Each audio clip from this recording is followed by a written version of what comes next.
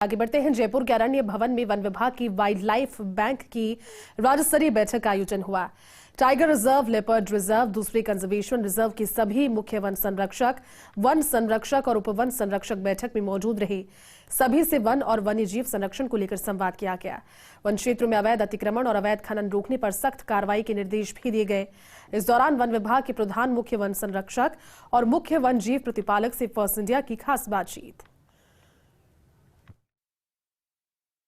One और वन्यजीव संरक्षण के क्षेत्र में राजस्थान अपना तेजी से मुकाम बनाता जा रहा है। लगातार टाइगर रिजर्व्स की संख्या बढ़ना, कंजर्वेशन रिजर्व्स नए तैयार करना, और खास बात यह है कि आज एक लंबे अरसे बाद अरण्य भवन के अंदर वाइल्ड लाइफ विंग की एक पूरी बैठक और एक मैराथन बैठक ली गई, जिसमें पीसीसीएफ और CWLW पवन उपाध्याय जी की अध्यक्षता में बैठक हुई। उसमें APCCF wildlife Rajesh Gupta ji भी रहे। हमारे साथ दोनों ही अधिकारी इस समय मौजूद है। बात करने की कोशिश करेंगे कि आज वाइल्ड लाइफ की सर आज मीटिंग ली, क्या तो इसके पीछे उद्देश्य था, और क्या एकदम जो मंथन किया आपने 4-6 घंटे मैराथन बैठक हुई, इसमें मंथन में क्या निकल कर गया है सर? देखिए, सबसे पहले तो मैं ये कहना चाहूँगा कि एक लोगों में जो एक धारणा बनती जा रही है कि वाइल्ड लाइफ का जो विंग है वो आइसोलेशन में काम करता है, तो सबसे पहले तो हमें उस धारणा को तोड़ना है।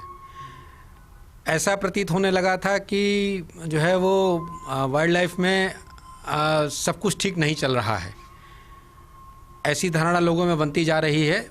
उसको तोड़ने के लिए हमें आज इस तरह की एक बैठक का बुलाना ज़रूरी था। क्या विशेष रहा सर इस बैठक में? वाइल्ड लाइफ, हम सीधे तौर पर बात करें, वन और वन्यजीव संरक्षण की बात करें, तो क्या ऐसा निचोड़ निकल करके आया, और उसमें एक ऐसा कौन सा रोड मैप तैयार हो जिसको आगे फ्यूचर में आप लोग काम में लेंगे? देखिए, सबसे पहले तो ये आया कि जो हमें अपने क्षेत्रों में पेट्रोलिंग को बढ़ाने की बहुत ज़्यादा आवश्यकता है।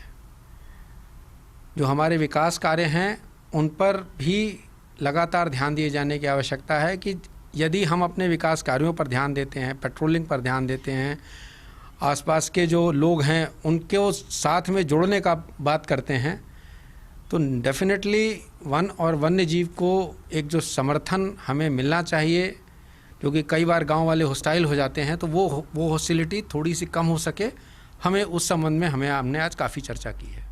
क्या गांव विस्थापन की बात करें, दूसरे कहते हैं ना सर कि बहुत दिनों से एक मांग उठ रही थी कि एक सेम ब्रीड के हमारे पास यहाँ टाइगर्स हैं, हम उनको इन ब्रीडिंग उसमें समस्या होती है, तो उसमें क्या दूसरे राज्यों से टाइगर्स लाने की बात थी, वो कहाँ तक पहुँची? गांव के विस्थापन कहाँ तक पहुँचा? वन क्षेत्र में अतिक्रमण की बात करें, उसको हटाने की बात थी, वन क्षेत्र में अवैध खनन की बात थी, उसको लेकर के भी किस तरह की चर्चा हुई और क्या निचोड़ निकला उसमें?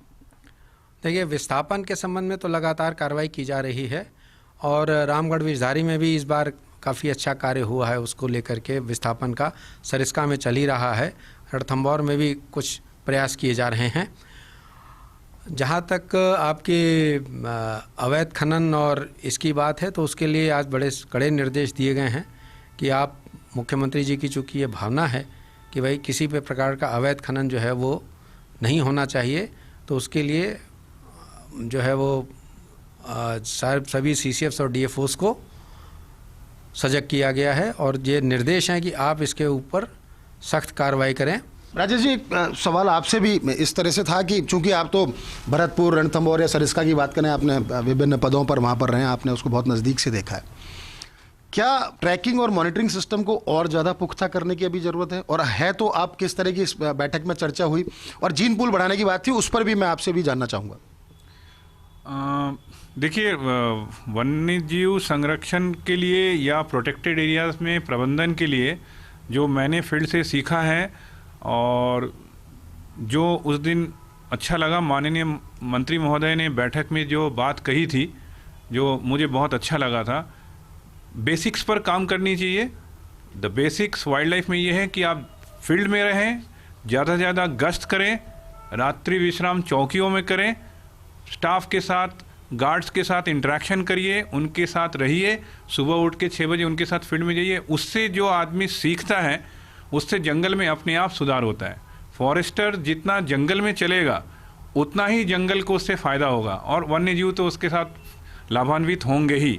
रही बात आपने जो प्रश्न पूछा मॉनिटरिंग के लिए, तो जो मॉनिटरिंग का अभी जो भी सिस्टम है उसको कर लें, उतना ही उसको लागू कर लें, उससे ही हम बहुत आगे चले जाएंगे। और मैं तो हमेशा मानता हूँ कि लाइफ में 4 बेसिक प्रिंसिपल्स हैं कोई भी काम के सक्सेस के लिए: planning, implementation, monitoring and evaluation. देखिए दोनों एक ऐसे काबिल अधिकारी हैं जिनका फील्ड का बड़ा लंबा अनुभव दोनों के पास रहा है, और अब चूंकि दोनों के पास वाइल्ड लाइफ की कमान है, पहली बार बैठक भी हुई है, जो एक नई कह सकते हैं शुरुआत है। तो जब कहते हैं ना कि अच्छी शुरुआत होती है तो उसका अंजाम भी अच्छा होता है, तो निश्चित तौर पर कहा जा सकता है प्रदेश में नए कंजर्वेशन रिजर्व्स और भी बनेंगे। कुंभलगढ़ को लेकर, टाइगर रिजर्व को लेकर भी बहुत जल्दी तेजी से उसमें काम शुरू हो रहा है। तमाम जो टाइगर रिजर्व्स हैं, लेपर्ड रिजर्व्स हैं या दूसरे जो कंजर्वेशन रिजर्व्स हैं, उनमें किस तरह से वाइल्ड लाइफ को मैनेज किया जाए, वाइल्ड लाइफ को प्रोटेक्ट किया जाए, उन सबको लेकर के आज बैठक के अंदर एक रोड मैप तैयार किया गया। सबको दिशा निर्देश दिए गए हैं। कोशिश किया, इस बात के भी निर्देश दिए गए कि आप फील्ड में ज़्यादा से ज़्यादा रहें, ज़्यादा से ज़्यादा निरीक्षण करें, ज़्यादा से ज़्यादा दौरा करें, ताकि वन और वन्यजीव को और पुख्ता तरीके से सुरक्षित और संरक्षित रखा जा सके। कैमरा पर्सन संजय के साथ Nirmal Tiwari, first India news, Jaipur.